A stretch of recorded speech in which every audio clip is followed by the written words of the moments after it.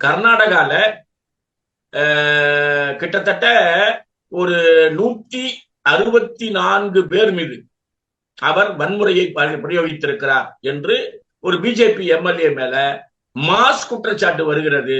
அவர் மீது இன்னும் பாரதிய ஜனதா கட்சி கர்நாடகா நடவடிக்கை எடுக்கவே இல்லை. இது இல்லாம பல மாநிலங்கள்ல நடக்கும் போது கருத்து சொன்னவர்கள் இங்க கருத்து நடத்தினாங்கன்னா பரவாயில்ல. ஆனால் இந்த சப்ஜெக்ட்ல தமிழிசையோ அரசியலாக்க முயற்சிக்கிறார்கள்.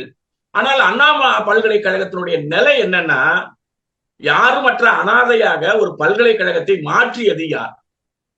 நீங்க பொன்முடி உயர்கல்வி அமைச்சராக இருக்கும்போது பொன்முடியினுடைய தலைமையில் கூடிய கூட்டம் துணைவேந்தரை நியமிப்பது சம்பந்தமான ஃபைல் அனுப்புறாங்க.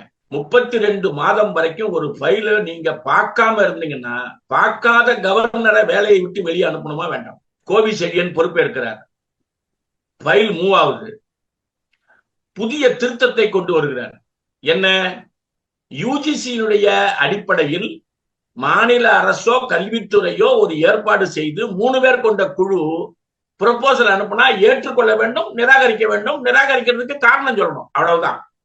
ஆனா நான் சொல்லக்கூடிய ஆளை 4வதா போடு என்று சொல்வதற்கு அதிகாரம் இல்லை கவர்னருக்கு. ஆனால் அதிகாரம் இருப்பது போல அதுல பிரச்சனை பண்றாரு. மொத்த அண்ணா பல்கலைக்கழகத்திலும் கிட்டத்தட்ட 6 மாதமா சம்பளம் இல்லை. எல்லாருமே அவுட் சோர்சிங் என்றால் அந்த நிர்வாகம் எப்படி இருக்கும்? இப்படி சொல்றாங்க.